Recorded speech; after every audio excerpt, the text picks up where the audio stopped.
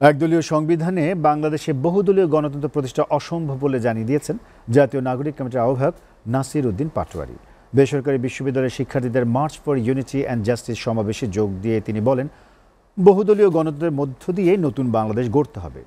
আর সমন্বয়ক আসাদ বিন রনি বলেন, জুলাই বিপ্লবে যারা গণহত্যা চালিয়েছে তাদের বিচার অবশ্যই হবে।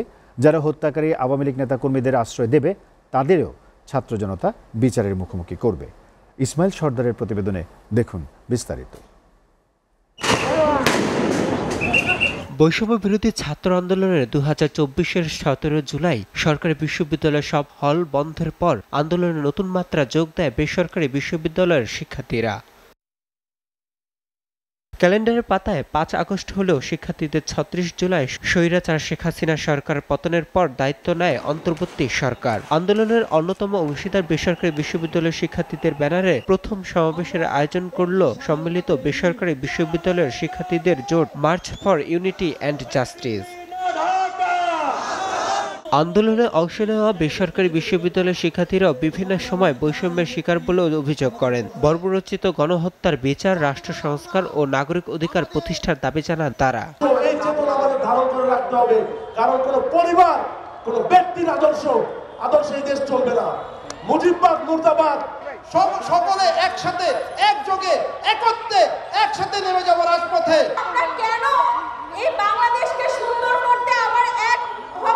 মুজিববাদ, জিয়াবাদ সহ পরিবারতান্ত্রিক রাজনীতি বন্ধ চান শিক্ষার্থীরা। যে দেশ 16 বছর আওয়ামী ফ্যাসিস্ট দুঃশাসন করে দিয়েছে, সেই দেশে সংস্কার ব্যতীত নির্বাচন কিভাবে হতে পারে?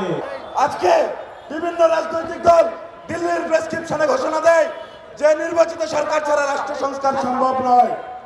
তাদেরকে বলে দিতে চাই, দিল্লি যখন বলে নির্বাচিত সরকার দরকার, তখন আমরা বলি আমরা সঠিক পথে আছি।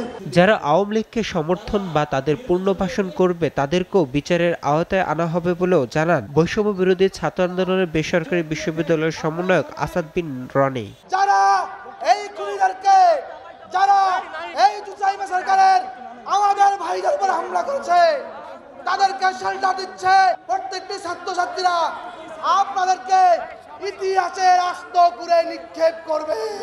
একদলীয় সংবিধানের বহুদলীয় গণতন্ত্রে বাংলাদেশে অসম্ভব বলেও জানান জাতীয় নাগরিক কমিটির আহ্বায়ক নাসির উদ্দিন পাটোয়ারি। বহুদলীয় গণতন্ত্রের মধ্য দিয়ে ভবিষ্যতে রচনা করতে হবে।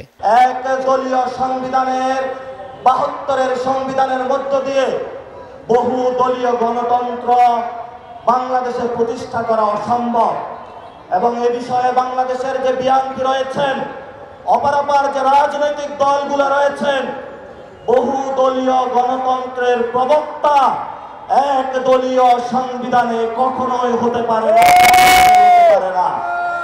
বিচার ও সংস্কার প্রক্রিয়ায় কেউ বাধা সৃষ্টি করলে আবারও আন্দোলনে নামার হুঁশিয়ারি দেন শিক্ষার্থীরা।